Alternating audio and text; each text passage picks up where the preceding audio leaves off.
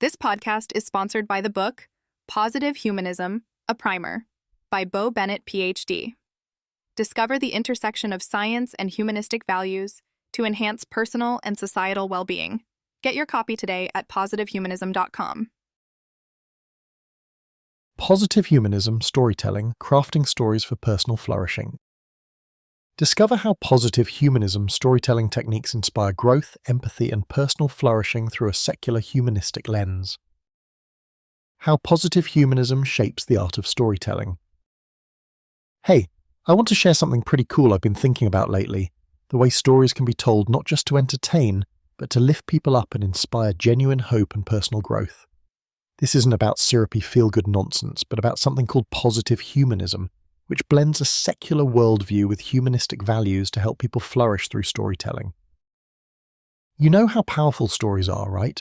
They shape how we see ourselves and the world. But not every story does that in a positive way. Some leave us feeling scared, hopeless, or disconnected. Positive humanism. Storytelling, however, goes beyond catchy plots and dramatic tension. It serves a bigger purpose. It draws from applied humanistic philosophy and positive psychology to promote resilience, empathy, and authentic personal flourishing. So, what makes these stories different? First off, they center on real human experiences grounded in reason and compassion, rather than relying on supernatural explanations or dogma. Because positive humanism embraces a secular worldview, it invites us to base meaning and morality on human needs and values, not external authorities. This makes stories relatable and empowering to a broad audience. Here are a few key techniques you might find interesting. Focus on growth and transformation. Rather than just throwing characters into endless conflict and despair, positive humanism stories highlight how people overcome struggles through creativity, kindness, and self-awareness. Think of stories where setbacks are real but serve as stepping stones to personal growth. Highlight interconnectedness and empathy. These stories often underscore the importance of our relationships, showing how caring for others and understanding different perspectives enrich our lives. It's not about individual achievement alone, but collective well-being too. Celebrate reason and ethical reflection. Characters are encouraged to think critically, not blindly follow ideology or superstition. Stories modelled on positive humanistic values often depict people wrestling with moral dilemmas in thoughtful ways, which invites listeners or readers to do the same. Ground hope in practical actions.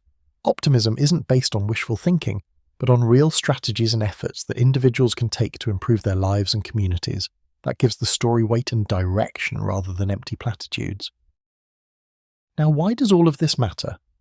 In today's world, where so many narratives can feel divisive or pessimistic, stories framed by humanistic values offer a refreshing alternative. They encourage us to seek meaning and joy here and now, by developing our potential and caring for each other, without needing religious or supernatural crutches. It's a subtle but powerful shift. Storytelling like this fosters a mindset that blends hope with realism, agency with compassion. It's not just about feeling good emotionally, but building the foundations for lasting personal flourishing. If you want to explore this more, there's a great resource I'd recommend. The book Positive Humanism, a Primer by Bo Bennett, PhD. It dives into these ideas with clarity and depth. Whether you're a writer, educator, or simply someone curious about how to live a meaningful life grounded in reason and human values, it's a fantastic starting point. So if you're interested in storytelling that uplifts and inspires through a lens of reason, empathy, and practical optimism, definitely check it out. Learn more about the book and start your journey to flourishing today. It might just change the way you look at stories and maybe even the way you tell them. Alright, that's all I wanted to share for now. Thanks for listening to my little ramble about how storytelling and positive humanism link up to help us all live better and kinder lives.